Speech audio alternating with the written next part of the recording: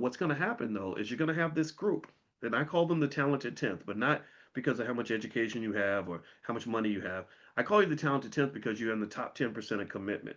You're in the top 10% of action. You're taking action. You're a doer. You're a visionary, right? You want to do something different. You want to break the generational curse. You want to start the company, whatever it is. That top 10% can actually heavily influence the other 90%. Do you understand? Do you understand? I was explaining this to the brother who bought his son, who is 19-year-old son, and I said, what we're going to do now is going to be amazing in this generation. We are part of the greatest Black economic revolution in history. I know this, but what his grandkids are going to do, the 19-year-old, I said what his grandkids are going to do is the kind of stuff that we can't even imagine. So his grandkids in the year 2021-02 are going to be doing amazing things that are where the foundation of those amazing things is being created right now, and ultimately, that those individuals will have a tremendous amount of power. The man who and the woman who have the money, you have the power. The people that are creating the jobs have the power.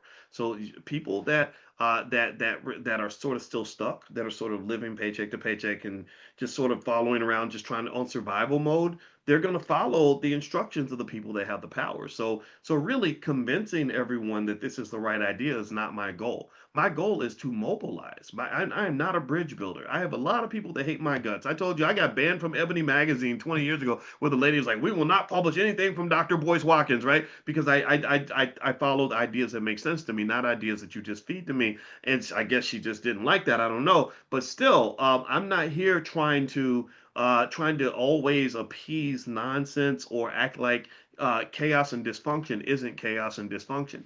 I'm here to talk to those who see the same chaos and dysfunction that I see and say, what we going to do about that? And how do we create order in the community, in the spaces in which we care about? So, those of you who are doing these things now, when you're raising the entrepreneurs and raising the investors and raising the wealth builders, I guarantee you that if you also make sure that they are trained on structure, on leadership, on have confidence to lead, confidence to be different, because they are different. They're getting black privilege at the highest level. You're giving them privilege, so they have to have the confidence and leadership ability to know how to own that privilege and utilize that privilege in a productive and healthy way.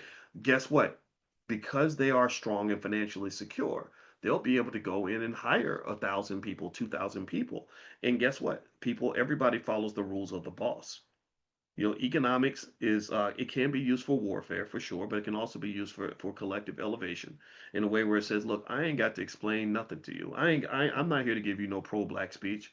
I'm just here to tell you that this is how we do things here in this institution that has been created in the image of me and the people that I care about. And if you can't commit to the culture, just like you got to commit to the culture of UPS, if you work at UPS, you got to be part of the culture at Apple if you want to work at Apple. If you want to be a Boyce Watkins Enterprises, then we have a culture here.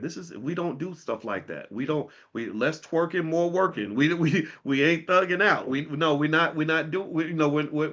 We're team quarter zip over here. We're quarter zipping. We're not doing the thug thing, the ski mask and all. No, that's not how we operate. And you've got to adjust to that if you want whatever it is that you came to us to get, which probably might be a job or whatever, right? Henry Ford used to do that. Henry Ford, he was real big on simple stuff, like I guess because it was 120 years ago. He was big on like not smoking cigarettes and keeping your house clean.